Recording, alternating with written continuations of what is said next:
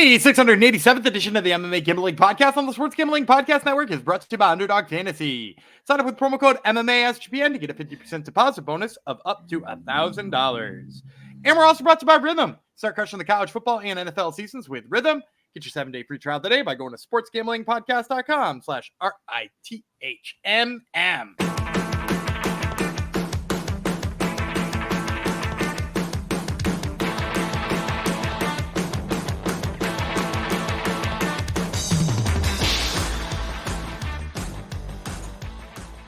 Howdy ho, Degenerinos. Welcome to episode 687, take 3 of the MMA Gambling Podcast. This one goes out to on the Sports Gambling Podcast Network, of course.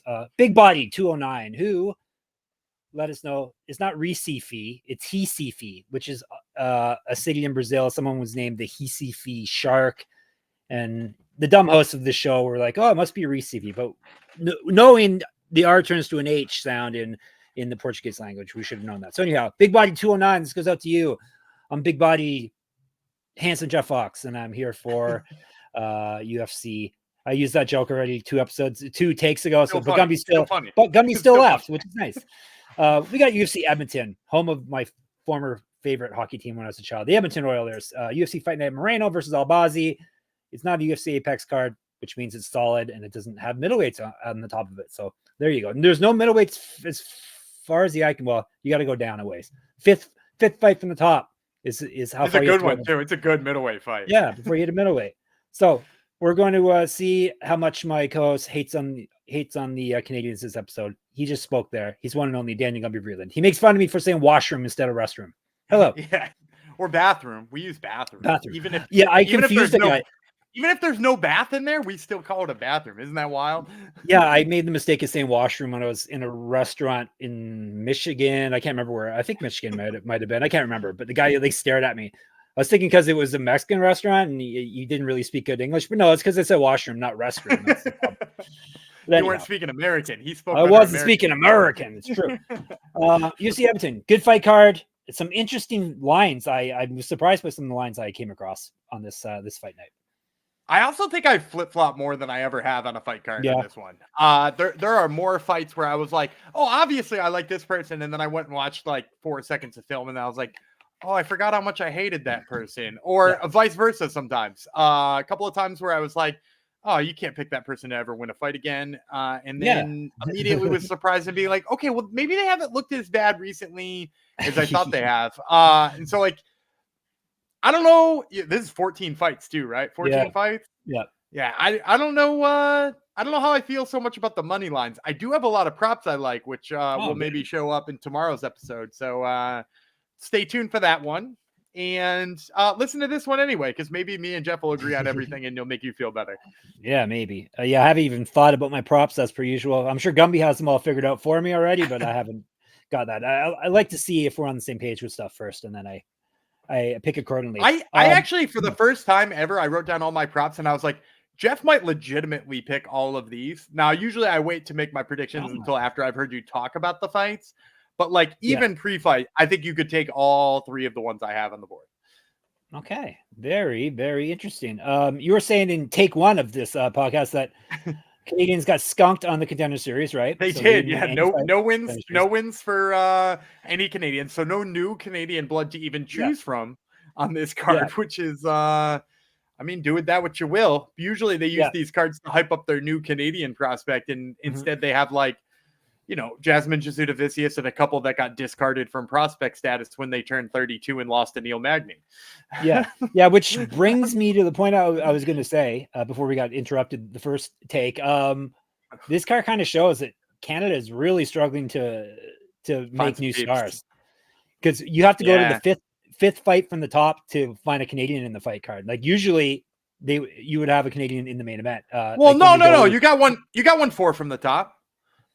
Okay, that's true. A Brazilian Canadian, yes. But it's ever since GSP, Rory McDonald was supposed to fill his shoes. I guess he kind of did. I think Rory didn't reach GSP status because nobody's ever reached GSP status ever. I still maintain he's the greatest of all time. So if GSP is the greatest of all time, Rory didn't meet that, but Rory was I think at the end of the day, almost as advertised. Like he was what we thought he was. And nobody since then has been what we thought they were. A couple have overachieved a little bit. Like I think Jasudavicius is like sort of stepping up into that. I think Aiemann Zahabi is stepping up into a position where he's sort of achieved more than we thought he would because he, got knocked out by a weird spinning back elbow and then disappeared off the face of the earth. So I think he's sort of, overachieved as far as what people expect him. He's in a fight with a guy who's been ranked for a really long time. Should be, regardless of where our Canadian prospects on, a good card. But that being said, that the names you just mentioned are well into their 30s, so that's the problem, right? Mike Although Malott the women's too, right? divisions, that's less of an issue, right? The women's divisions is a little bit less of an issue. All right, well, we'll see if any of these Canadians break through in Edmonton. Before we move on, if you haven't already, if you can pop over to Spotify, a quick pop over and give us a 5-star rating. I think we deserve it. If you think we deserve it, go over there. It will help us prevent gambling from taking over. And let's go on to this very non-corporate, very non-professional, very boring. Yeah, boring. Fight. What are we doing here, Gumby? MMA gambling show. That's what we're doing. Yeah, that's us.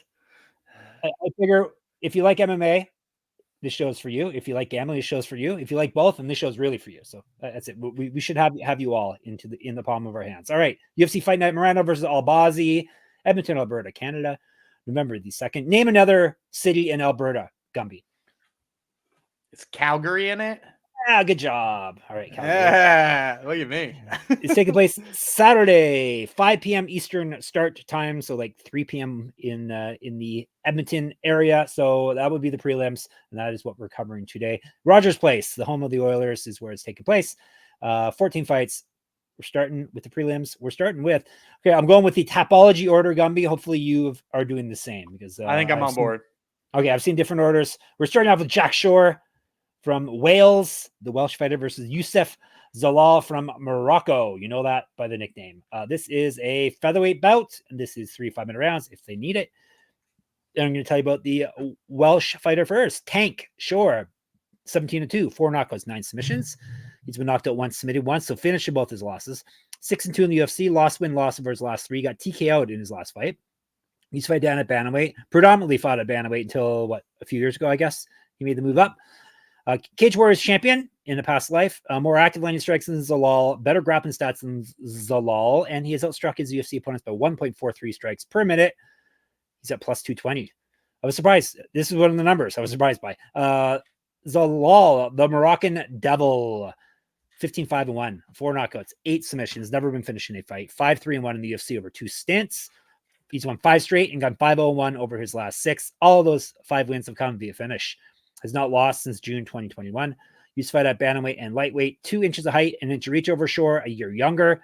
He's outstruck his UFC opponents by 1.14 strikes per minute, minus 250. You surprised this line is so wide, Gumby? I expected it to be closer, but even that being said, I'm still on the Zelal side. I couldn't get myself around to being like, playing that value game sort of with Jack Shore, being like, the value's on Jack Shore, I'll take a stab on it. Like, I think for me, the Jack Shore Ricky Simón fight is a blueprint for what Youssef Zelal could do here, right? Ricky Simón dropped him first of all with I believe it was a right hand, and Zelal maybe has a touch less power than Ricky Simón. He's definitely less compact than Ricky Simón, but same thing. And then in addition to that, just like the wrestling getting going, the fact that Simón grabbed a couple of takedowns in there and looked pretty darn good doing it. Zelal has looked exceptional on the mat since coming back to the UFC. Jack Shore's only win up at featherweight was Makwan Amirkhani, which I feel like aged really poorly. Like he's over getting the crap kicked out of him in Octagon. And, not the Octagon doesn't have some high level dudes, but that's not the Makwan Amirkhani we remembered and we're highly touting. So I think Zelal, first of all, like I said, could get the wrestling going here, could put Shore on his butt, work on top. But also, I think just in general, like the length is going to be a problem for him. As I said, we were hoping Jack Shore would sort of grow into his body at featherweight. He has, but he's not going to get taller. He's not going to get longer. And against guys like Youssef Zelal, who can kind of use that length and are pretty darn good at using that length. And when you close the distance on him, he makes you pay in the clinch. I think that that's a problem for Jack Short too. So I'm going to go with Youssef Zelal. I think he gets it done here. Well, Zalal's only 2 inches taller and an inch longer, but he, as Gumby says, he uses his size well. I'm on his side here as well. He's just looked, as Dana White would say, he's looked like a killer since he's come back to the UFC. He's looked really good. And Shore has been up and down. And yeah, the move to featherweight, yeah, who knows if it's going to pan out. It really one of those recent wins for Zelal was short notice too, right? Like, am I wrong? I think so. They yeah, invited him back on short notice. Probably is. Yeah, that's usually how you get yourself back in the UFC. So yeah. So very impressive, and we will take the Moroccan Devil. I wish we didn't have to take him at such a high rate. Some breaking news just came through, Gumby. Police cracked stolen nut case in Cambridge. I know you're worried about that. They charged a man, a 68-year-old, with stolen walnuts. Okay, cool. We somehow possession of stolen property over $5,000. So there you go. Okay. I thought I lived in a big city, but no, apparently we have stolen walnut. Is breaking news. But anyhow, this is definitely what they came to the podcast for, was a tape delayed breaking news update. Yeah, exactly. About no, I thought that was hilarious. And usually you get like someone died or something serious happened. Nope, stolen walnut case has been cracked. Ha ha ha. Get it? All right, we're moving to more Canadians. Not more Canadians. The first Canadian that we're going to see would be Jamey-Lyn Horth, a alum of your show, Top Turtle, right? I believe. Right. As was Youssef Zelal, to be fair. Yeah, there you go. She's fighting Ivana Petrović from Croatia. 3 5-minute rounds at flyweight. Another fight. I was surprised by the odds. Let's break it down. Petrović is 7-1, 3 knockouts, 3 submissions. Never been finished in a fight. 1-1 in the UFC. She won her last fight via submission. Regional champion. Used to fight at bantamweight. An inch height, 4 inches of reach, so she can be bigger, and she's 4 years younger than Horth. Better grappling stats than Horth based off their 2 fights. However, she has been outstruck in the UFC by 0.26 strikes per minute, plus 180. Horth, 6-1, 3 knockouts, 2 submissions, never been finished in a fight. This one, we need to finish. 1-1 in the UFC, lost her last fight. Multiple regional championships on her mantle. Correct. We have mantles up here in Canada. Go to our store, sportsgamblingpodcast.com/store. Get some shirts, get some hats, get some mugs, get some gear, get sticky with it. Used to fight at bantamweight, better striking stats and more active landing strikes than Petrović. She's also got a better strike differential. She's outstruck her opponents by 0.44 strikes per minute, minus 200. Surprised that this was so wide. I guess I'm in on Horth. She's a try hard. So I definitely think she's going to try hard, and it's going to bring it in front of the home crowd. Better striker, which is usually where I decide I fall on anyhow. So give me Horth. I was surprised I'm getting her at minus 200 though. I'm not. Do you remember that Petrović lost a round to Na Liang? Yeah, like I did notice that. And yeah, that girl. I mean, that's bane of my existence. That Na Liang woman. Yeah, that's why Petrović is where she is that, like, first of all, she got manhandled by Luana Carolina, who granted is a big 125er, but is a 125er. And Petrović has fought up at 35 too. And now granted, this is back at 25, but guess what Jamey-Lyn Horth is? A big 25er. And then you got Na Liang, who, like, I believe has made 15 before, and manhandled Petrović in the first round. Like, she took down Petrović. And the thing about Na Liang is her grappling's really fun. She got no gas tank and no wrestling, and yet her wrestling still got going. So I think when you watch that fight with Na Liang versus Ivana Petrović, and you know that she, like, couldn't get going in the first round there, I think you're just going to see Horth smother her and use that physicality. Yeah. She's going to use the Luana Carolina game plan, but also maybe poke some of the holes that Na Liang did too. So yeah, Jamey-Lyn Horth, I'm not surprised at negative 200. I think that that's a much better line here, because I think we're both getting a fighter who I have a lot of faith in, Jamey-Lyn Horth, and a fighter who I am prone to fading right now in Ivana Petrović. Petrović still has holes from the Na Liang fight. Ouch. They haven't healed. That was ages ago, wasn't it? She's going to poke those holes. Yeah, Horth, at the very least, she will fight for your money, right? Like, she's going to bring it. She's another one that's overachieved. I know she's only fought twice in the UFC, but yeah, she's done better than I expected heading into this adventure in the UFC. All right, before we move on, we haven't picked any underdogs yet, but I'm going to tell you about Underdog Fantasy. As you see on your screen on YouTube, Gumby's on the same page. Underdog Pick'em has one of the biggest menus for all sports. They got NFL, they got college football, they got MLB, for at least another game. They got MMA, they got NBA, they got NASCAR, they got more. I love watching more. Boostober is upon us. Boostober is almost over. We got 2 more days, and then Ober will be over, which means you're getting a spooky amount of profit boosts and much more. You can now use specials and boosts on all flex entries. Gumby, do you have a play? Maybe for the baseball game tonight?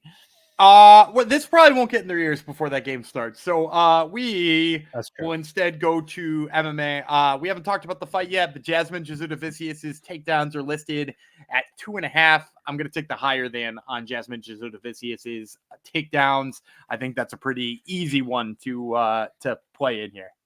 And a good tease for the fight we're going to cover in a few.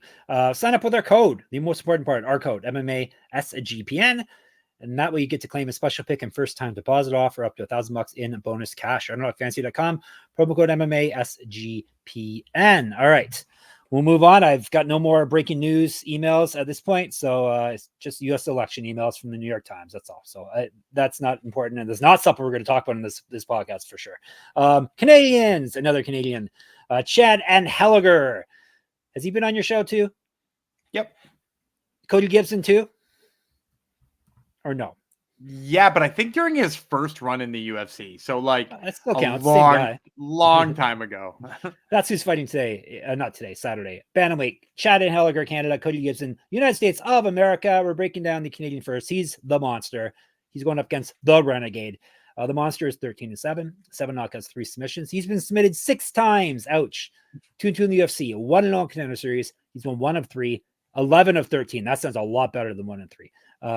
Did win his last fight though. Regional champion, 2010 pro MMA debut. He's outstruck his UFC and contender series opponents by 0.49 strikes per minute, so about half a strike, plus 162. The Renegade would be Cody Gibson, 20-10, 7 knockouts, 5 submissions. He's been submitted 4 times, 2-5 in the UFC over 2 stints.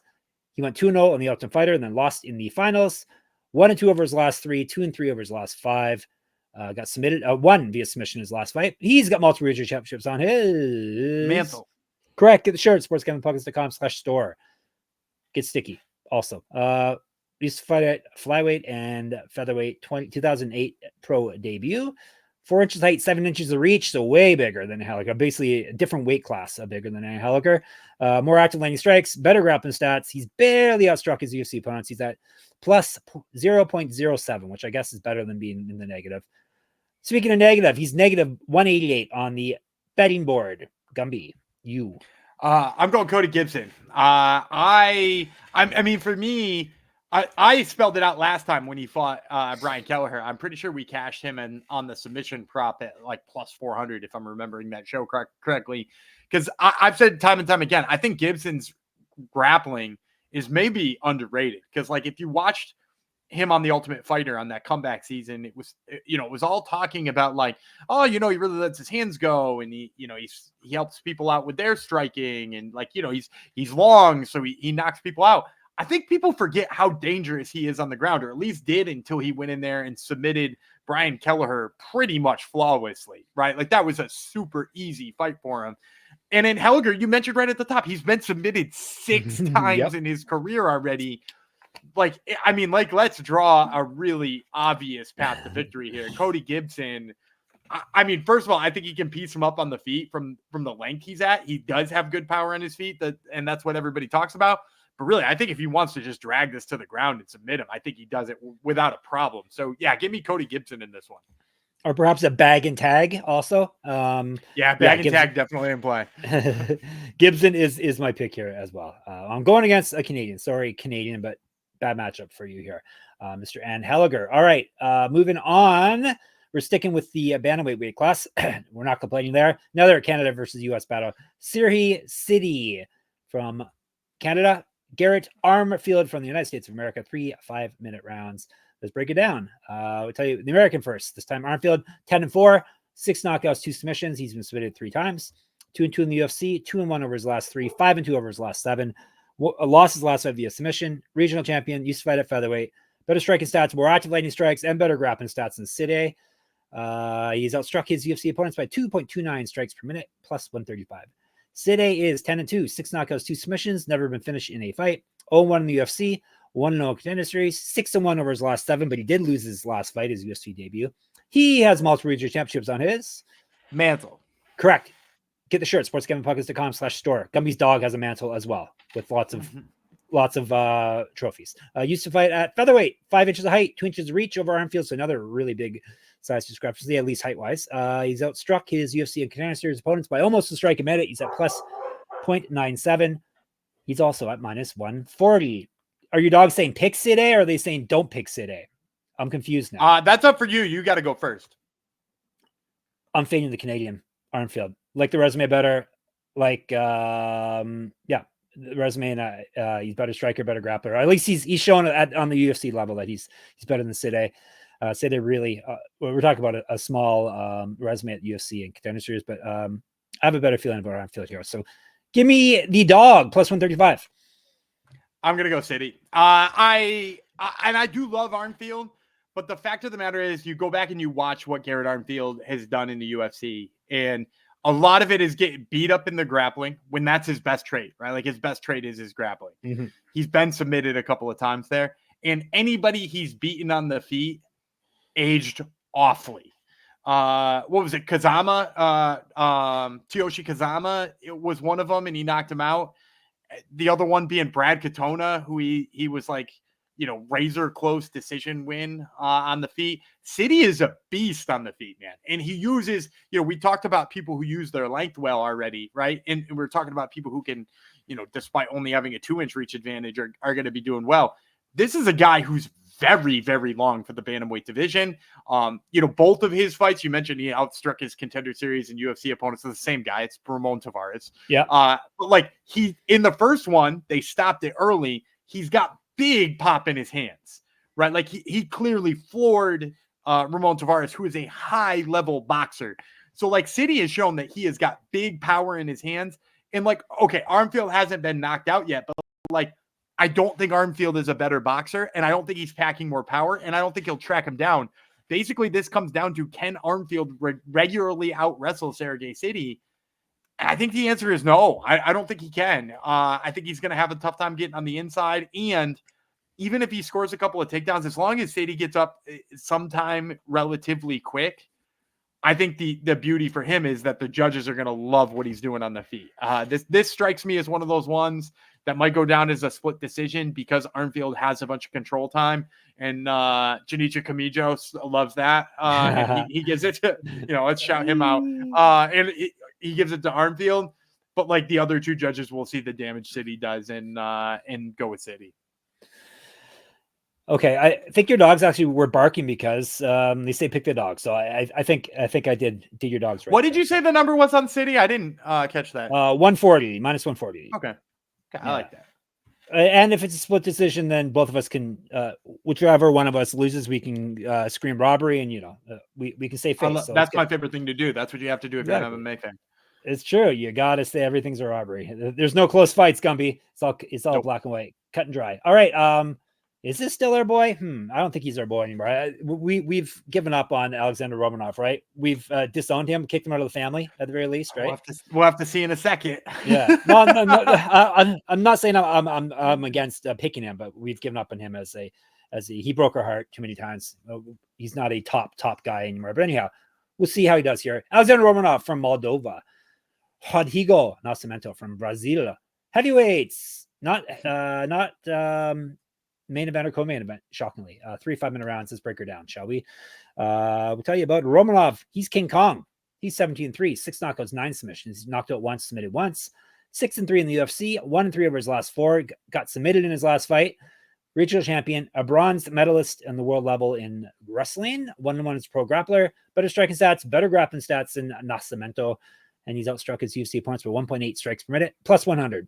We got a close one. Kolmia, Yogi Bear, is Nascimento, because that's his physique. 11-2 with 1 no contest, 2 knockouts, 6 submissions. You can call him Grimace too, probably, right? That's pretty much the same physique, right? Pretty harsh. Yeah. Well, it's the same as Yogi Bear, is it not? He's been knocked out twice. It's somewhat worse. Yeah. Yeah, I guess. And purple probably is bad circulation as well. So probably less healthy also. Nascimento's been knocked out twice. Hopefully he didn't listen to this and my comment knocked him out as well. 4-2 with 1 no contest in the UFC. 3-1 over his last 4. Lost his last 5 via TKO. No contest stems from a failed drug test for real drugs. not marijuana. 1-0 on Contender Series, 2012 Pro MMA debut. 5 inches reach over Romanov, 2 years younger than him, more active landing strikes than him. However, he's been outstruck by his opponents in the UFC by 0.57 strikes per minute. He's at minus 105, so slight favorite. This one's pretty much a pick 'em. And it's you. I'm going Zeke Amelia. I'm going to go with Rodrigo Nascimento. The blueprint to beating Alexandr Romanov is very, very, very clear. Stuff one takedown and watch him break down mentally. Make him tired also. It's not even make him tired, though. Yeah, he gives up. When he lost to Volkov, he missed on a takedown, and you could just see it in his face. He was like, I'm out of here. This is bad for me. I can't fight Volkov if I can't land a takedown, and he just stuffed my first attempt. And, like, I think Nascimento can stuff him. And when he does, and Romanov just flops to his back like a dead fish, he will submit him. He will get on top, and he will make him work. And when he gets tired, he's going to submit him. Like, it's look at Romanov's losses. All of them are that. He misses on a takedown. He looks upset. He looks like he doesn't know what to do next. He falls over to his back. He lets the guy finish him. And it's in like the first round every time too. There's such a clear way that he loses fights. And we saw him try to get in better shape and fix that. And we saw him get in bad shape again. And we're like, oh, maybe it was the good shape that was a bad thing. And like, I think it's a mental space thing. I think I'm handicapping his mental space as a fighter, and I don't like it. So I'm going to go Zeke Amelia. I'm taking him anyway. What do you think of that? I'm taking Romanov anyhow. Derek Lewis took down Nascimento, so I think I like my chances on Romanov, but maybe I just Derek can't. Lewis isn't a bad wrestler. Why are we hating on Derek Lewis's wrestling? He's not. He's more of a fall on top of you. I guess his wrestling's all right. He just doesn't use it. It's all right. It's not bad. All right, fine. I'm still taking our big boy anyhow. Worth the stab at some plus money. So now we're going to definitely not big boys. These guys are half the size, literally half the size of the man we just talked about. It would be Charles Jourdain from Canada, Victor Henry from the US. They're really pitting a Canada-US thing here. This is that bantamweight, 3 5-minute rounds. Tell you about Henry, that Magnosta. Isn't that mongoose? I thought it was. Is it a mongoose? Mongoose. Are mongooses furry creatures? I had never thought of mongoose was a furry creature, but it is, I guess. Yeah, mongoose has got plenty of fur. Oh, that's what a mongoose looks like. You've never seen all right, a mongoose? Pretty cute. No, we don't have mongooses around here. I know you don't either. Mine. They're in Africa, in Asia, in Europe. At a zoo, maybe. Yes, that's true. In captivity. All right. This mongoose is going to be in a cage as well. His name is Victor Henry. He's going to be in a cage Saturday. He's 24-6 with 1 no contest, 7 knockouts, 8 submissions. Never been finished in a fight. 3-1 with 1 no contest in the UFC. Won his last via TKO. He's not lost since October 2022. He has multiple regional championships on his mantle. Correct. Mongooses do have mantles as well. You can go to our store. And what's the store called? sportsgamblingpockets.com/store. That's what it's called. Catchy name. Get some of our shirts, get some of our gear, get sticky. Henry, 2010 Pro MMA debut, silver medalist in catch wrestling and the world level, I believe. More active landing strikes than Jourdain. Has outstruck his UFC opponents by 2.72 strikes per minute, plus 122. Charles Jourdain, 15-8-1, 8 knockouts, 5 submissions, knocked out once, submitted once, 6-7-1 in the UFC. He has lost 2 straight. Before that, he won 2 straight. Before that, he lost 2 straight. Got knocked out in his last fight. Used to fight at featherweight and lightweight, regional champion. 2 inches of height, 1 inch of reach over Henry, 8 years younger, better grappling stats than Henry. He's outstruck his opponents in the UFC by 1.13 strikes per minute, minus 120. Taking a stab on a dog again here, Gumby. I'm going against another Canadian here. Victor Henry's surprisingly been good. And he's looked good for quite a while here, and he's dangerous everywhere. Jourdain it's tough out. I don't know if he's actually going to finish him, but I think he can hang with Jourdain regardless of this is on the feet, on the ground, or both. So give me the plus 122 dog. I'm going dog heavy. Yeah, you went to your third underdog already. I'm going to back you on this one though. After being the rebuttal side of your first 2, I'm going to back Victor Henry as well. I think the big pieces for me with Charles Jourdain rather is, he just was knocked out. And against a guy like Victor Henry, who brings like this style of pressure, big hands, all that kind of stuff, like that's worrisome. And then the second thing that worries me about Charles Jourdain is actually the success he had before his losing streak. When he was like grabbing random guillotines, right? Like he guillotined, it was Ricardo Ramos that he guillotined. I want to say it was Ricardo Ramos. Yeah, I think he fought him. Yeah. Yeah, he had no reason to wrestle him, and then no, because he's a featherweight. Although I'll look it Jourdain up. fought at featherweight too. Jourdain. Oh, you talk about Jourdain, right? Yes. Yeah, Jourdain has fought at feather. Yep. Yeah, and so I think his success with the guillotine choke is a problem against Victor Henry. Yes. Because if Victor Henry doesn't like what he sees on the feet, he's going to plow a takedown. And if Charles Jourdain is still like, cool, I'll grab a guillotine. Victor Henry is so much better than him at grappling. His catch wrestling style, like all of his defense, all that. He's so much better than Charles Jourdain when it comes to getting a submission and it comes to positioning. So, like, I think both Jourdain's recent bad fights and his recent good fights both play against him here. I think the pressure from Henry is going to be too much. The power from Henry is going to be too much. And if for some reason those two aren't too much, the grappling will be. So give me Victor Henry. I love the dog money. It was Ricardo Ramos that he guillotine choked. So you were correct as per usual. All right. Before we move on, ladies and gentlemen, I want to tell you about, I don't have to. Rhythm. SGPN's proud partner Rhythm is the #1 AI-powered sports betting platform that helps provide bettors of all levels the ability to build custom predictive betting models in seconds and get predictions for betting on money lines, spreads, totals, and props. Build your own model, copy one of the top performing models from the leaderboard, or press build a model for me. Rhythm gives you predictions for every game and player prop, and also has a myriad of stats, research, and trend analysis is what I'm trying to spit out, to give you even more betting insights. Rhythm went 24-3 in their props for NBA Night 1. Hopefully there's an Al Horford prop in there. So check it all out. Claim your 7-day free trial today by going to sportsgamblingpodcast.com/rhythm. That's sportsgamblingpodcast.com/RTHMM. And we're brought to you by BetUS. Bet with the best in the business, BetUS. BetUS has been around for more than 30 years. Easily deposit using cryptocurrency and get lightning fast payouts. US players are always welcome. BetUS is live with Trick or Treat on Horror Street.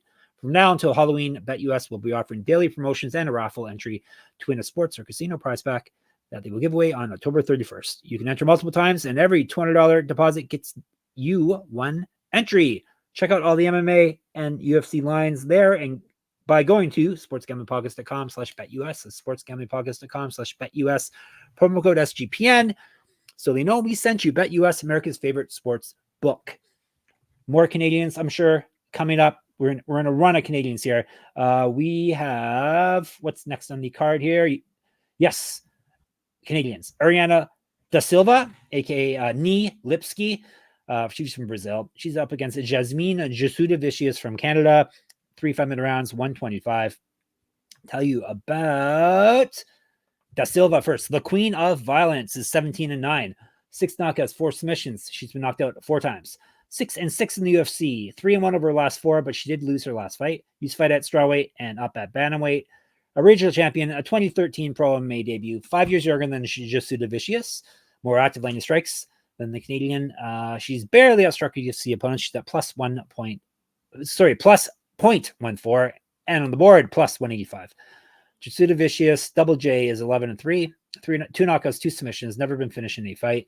5-2 in the UFC. She's won 2 straight and 4-5. Used to fight at strawweight and bantamweight as well. 1-0 on Contender Series. An inch of height, an inch of reach over da Silva. Better grappling stats than da Silva. She's barely been outstruck in the UFC. It's surprising that she has been. She's at minus 0.06, and she's minus 215. Kind of surprised she was such a huge favorite as well. You said 215? Yep. No, I'm not surprised by that number. I'm taking Jasmine Jasudavicius, and I'm taking her without even thinking twice. Ariane da Silva is somebody who's had trouble with grappling her whole career. And I know she pulled out that knee bar out of nowhere on Luana Carolina, but in that fight, which, by the way, Luana Carolina, just a kickboxer, just a Muay Thai kickboxer. In that fight, Luana Carolina was about to take her back. That's why the leg was there to attack.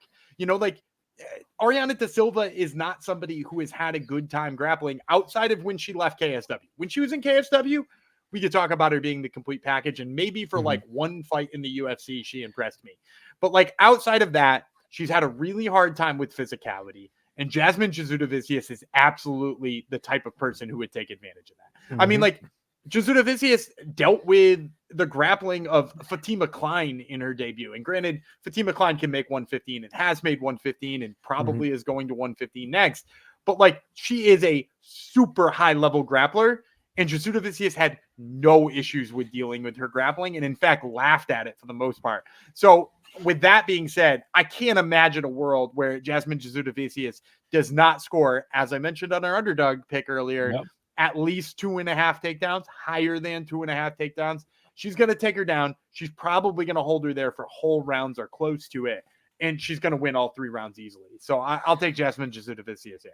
All right. I feel very confident with my pick of Jasmine Jasudavicius. And yeah, she's going to just take it to her because that's what she does in every fight. And she's the type that will be pumped up fighting in front of her home country crowd as well. So Jasudavicius. She did a little cross training for this one at SBG. I don't know if that's good or bad. But she's just there for a little bit. Just there for a little bit. Yes. Who have they really? I guess that's the story for. They only ruined Johnny Walker for us. It's true. All right, we're going to the main event of the prelims. Aiemann Zahabi, the aforementioned, from Canada versus Pedro Munhoz from Brazil with the inappropriate nickname, the Young Punisher. He's almost 40 now. He's 20-9 with 2 no contests, 5 knockouts, 8 submissions. Never been finished in a fight. That is very impressive. 10-9 with 2 no contests in the UFC. He's lost 2 straight and got 1-4 with 1 no contest over his last 6. Failed a drug test for performance-enhancing drugs. Was regional champion, 2009 pro MMA debut. More active landing strikes than Zahabi. Better grappling stats than Zahabi. He has been outstruck in the UFC by 0.91 strikes per minute, plus 110. Zahabi, little brother, 11-2, 6 knockouts, 2 submissions.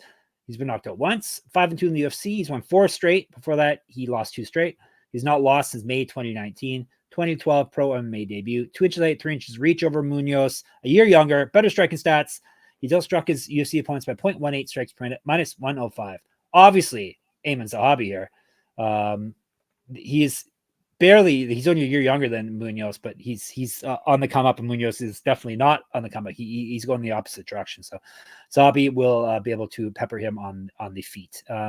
Impossible guy to finish, so I'm not going to predict the finish here, but Zahabi is my pick to win. I mean, the thing about Zahabi is he just went through a fight with Javid Basharat and beat him. Who, like, dude, if you're beating Javid Basharat, like, Pedro Munhoz should be a walk in the park, in my opinion. Like, I think, Munhoz doesn't have the wrestling Basharat does. He doesn't have the speed anymore on the feet that Basharat does. Obviously, like, the leg kicks have always been a worry for, opponents of Pedro Munhoz, but, like, man, I have a tough time if you're thinking about Aiemann Zahabi as a human being and who he works with and why he, the types of game planning he does. I have a tough time thinking he doesn't already have a plan for that and that he isn't already working on checking his leg kicks. Plus, then you added Rob Font to his camp this time, right? Like, he has a bantamweight who's one of the best bantamweights in the world, training with him in who overperformed in his last fight too. So yeah, Zahabi was a dog a little bit earlier in the week. It's a shame that this show is coming up on Wednesday because he was dog money just 2 days ago. So it's a shame that he's a favorite. He's barely a favorite, right? You said 105. Yeah, he's minus barely a favorite. Yeah. Get that. The money's coming in on him. Like, if you could still get Zahabi at negative 105, like, that's the line to get. But yeah, Aiemann Zahabi. I'm with you on that one. Yep. All right. We're both in on Zahabi. Who broke that news about Rob Font, by the way, at TriStar? That was me. That was you. It's true. It was. All right. Let's recap, ladies and gentlemen. We both have Zahabi. We both have Jasudavicius. We both have Henry. I have Romanov. He has Nascimento after I type it in. He has Sidey. I have Armfield. Then we're on track again. Gibson, both of us. Horth, both of us. And Zelal, both of us. Boom. A long prelim episode, but we got them all in for you. We'll be back tomorrow with the main card on our fancy place. In the meantime, Discord's the place to be. sportsgamblingpodcast.com/Discord. Where else can you go? YouTube, obviously, MMA Gambling Podcast. Subscribe there. Comment there if you have any questions or comments. Twitter X is SGPN MMA. Gumby runs that. I'm a Jeff Fox Writer. He's a Gumby Vreeland. I'm Jeff Fox Writer on Instagram. I have a Substack. You should check it out. And at the very least, get a free subscription to enter my weekly UFC Pick'em contest and win some stuff. That would be moneymma.substack.com. Gumby, as we've alluded to throughout this episode, has another podcast called the Top Turtle MMA Podcast. And who is on it this week, may I ask? Talking with Cal Machado, who we're going to talk about on tomorrow's episode. And then Mansour Abdul Malik, who's fighting next week at UFC Vegas 100. All right. So check that out. And of course, we're at sportsgamblingpodcast.com, sportsgamblingpodcast.com/store, sportsgamblingpodcast.com/Patreon. Be back tomorrow. The Young Punisher, Jeff Fox, the Queen of Violence, Gumby Vreeland. Adios.